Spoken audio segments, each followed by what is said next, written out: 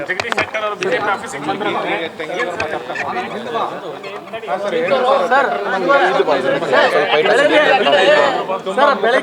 ತುಂಬ ಮುಖದಲ್ಲಿ ಖುಷಿ ಇದೆ. ಶೆಟ್ಟರ್ ಮತ್ತು ಪಕ್ಷಕ್ಕೆ ಅನಿವಾರ್ಯ ಅಲ್ಲ ಅಂತ ಹೇಳಿದ್ರಿ ಸರ್.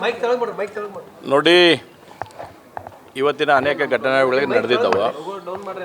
ಇನ್ನೂವರೆಗೂ ಕೂಡ ಅಧಿಕೃತವಾಗಿರ್ತಕ್ಕಂಥ ಯಾವುದೇ ಮಾಹಿತಿಗಳು ನಮಗೆ ಲಭ್ಯ ಆಗಿಲ್ಲ. ಲಭ್ಯ ಆದ ಮೇಲೆ ಅದರ ಮುಂದಿನ ಪ್ರತಿಕ್ರಿಯೆ ನಿಮಗೆ ನೀಡ್ತೀನಿ. ಬಿಜೆಪಿ ಜಾಯಿನ್ ಆಗ್ತಾರೆ ಇವತ್ತಂತ ಹೇಳಿ ಏನ್ ಹೇಳ್ತೀರಿ? ಈಗ ಇಷ್ಟೊತ್ತನ ತಾವು ಕಚೇರಿಗೆ ಹೋಗಿದ್ರಿ, ಯಾರು ಮಾಡಿದ್ರು ಏನು ನೋಡಿ,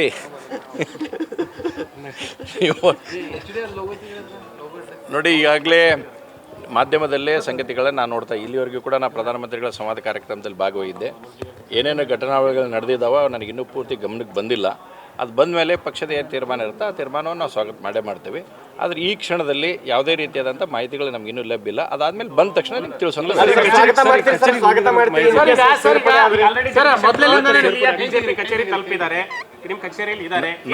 ನೋಡಿ, ಅವರಲ್ಲಿ ತಲುಪಿರಬಹುದು, ನನಗೆ ಗೊತ್ತಿಲ್ಲ. ನಾನು ಈಗ ಪ್ರಧಾನಮಂತ್ರಿಗಳ ಕಾರ್ಯಕ್ರಮದಲ್ಲಿ ಭಾಗವಹಿಸಿದ್ದೆ, ಹೀಗಾಗಿ ನನಗಿನ್ನೂ ಆ ಮಾಹಿತಿ ಇಲ್ಲ. ನನಗೆ ಮುಂದೆ ತೀರ್ಮಾನಗಳು ಏನು ಸಂಗತಿಗಳು ಗೊತ್ತಾಗೋ ಅದು ಬಂದ್ಮೇಲೆ ನಾವು ಸ್ವಾಗತ ಏನು ಅನ್ನೋದು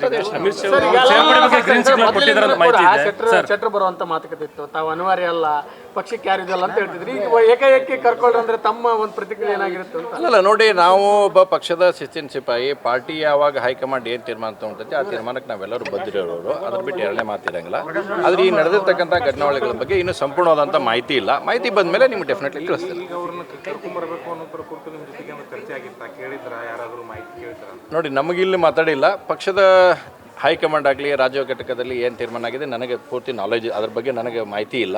ಅವರು ತೀರ್ಮಾನ ಮಾಡಿದ್ರೆ ಅಥವಾ ಏನಾರು ಆಗಿತ್ತಂದ್ರೆ ಅದು ಮುಂದಿನ ದಿನಮಾನಗಳಲ್ಲಿ ಗೊತ್ತಾಗುತ್ತೆ ಏನಂತಂದ್ರೆ ಅದನ್ನ ಅವಾಗ ನೋಡೋಣ. ಸ್ಥಳೀಯ ನಾಯಕರ ಪ್ರತಿಕ್ರಿಯೆ ತಗಲಾರ್ದೆ ಹೈಕಮಾಂಡ್ ಇದನ್ನು ಮಾಡ್ತಿದೆ ಅಂದ್ರೆ ಏನು ಸಿಟ್ಟಾಗಿದೆ ಅಂತ ಸ್ಥಳೀಯ ನಾಯಕರ ಮೇಲೆ? ಅಲ್ಲಲ್ಲ, ನೋಡಿ, ನಾನು ಅದನ್ನು ಹೇಳಿಲ್ಲ. ನೀವು ವಿಷಯವನ್ನು ತಿರ್ಚುವಂಥದ್ದು ಮಾಡಬೇಡ್ರಿ ದಯವಿಟ್ಟು. ನಾನು ಹೇಳಿದೆ ಅದರ ಸಂಪೂರ್ಣವಾಗಿರ್ತಕ್ಕಂಥ ಮಾಹಿತಿ ನಮ್ಮ ಕಡೆ ಇಲ್ಲ. ಪಾರ್ಟಿ ನಾವು ಒಬ್ಬ ಪಕ್ಷದ ಕಾರ್ಯಕರ್ತನಾಗಿ, ಪಾರ್ಟಿಯ ಒಬ್ಬ ಶಿಸ್ತಿನ ಸಿಪಾಯಿಯಾಗಿ ಪಾರ್ಟಿ ಏನು ನಿರ್ಧಾರ ತಗೊಂತೈತೆ ಆ ನಿರ್ಧಾರಕ್ಕೆ ನಾವು ಯಾವಾಗಲೂ ಸ್ವಾಗತ ಮಾಡ್ತೇವೆ. ಅದ್ರ ಬಿಟ್ಟು ಬೇರೆ ಇರಲ್ಲ. ಆದರೆ ಅಲ್ಲಲ್ಲ, ಒಂದು ನೋಡ್ರಿ, ಇನ್ನೂ ತೀರ್ಮಾನ ಆಗಬೇಕು. ತೀರ್ಮಾನ ಆಗ್ಲಾರ್ದೆ ಅಧಿಕೃತವಾಗಿ ಏನು ಅನ್ನುವಂಥದ್ದು ಗೊತ್ತಾಗ್ಲಾರ್ದೆ ಮಾತಾಡೋದು ತಪ್ಪಾಗುತ್ತೆ. ಹೀಗಾಗಿ ಅಧಿಕೃತವಾಗಿ ಮಾಹಿತಿ ಬಂದ ಮೇಲೆ ನಾನು ರಿಯಾಕ್ಷನ್ ಮಾಡ್ತೀನಿ. ಅಲ್ಲ, ಪಾರ್ಟಿ ನಿರ್ಧಾರ ತೊಗೊತೈತೆ. ಅದನ್ನು ಯಾವ ಹಂತದಲ್ಲಿ ಮಾತಾಡಬೇಕು ಅವ್ರು ಮಾತಾಡ್ತಿರ್ತಾರೆ. ಏನಾಗಿದೆ ಅಂತ ಗೊತ್ತಿಲ್ಲ ನನಗೆ, ಸ್ಪಷ್ಟತೆ ಇಲ್ಲ.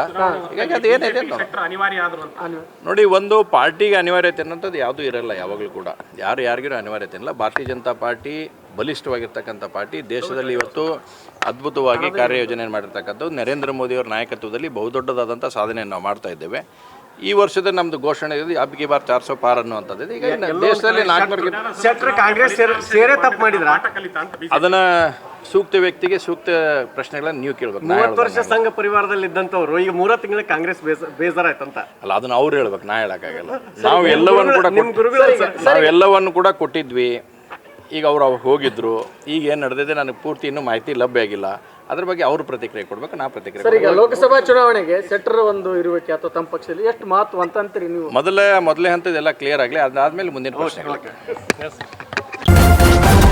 ನ್ಯೂಸ್ ಫಸ್ಟ್, ನಿರ್ಭೀತಿಯಿಂದ ನಿಮ್ಮ ಪರವಾಗಿ.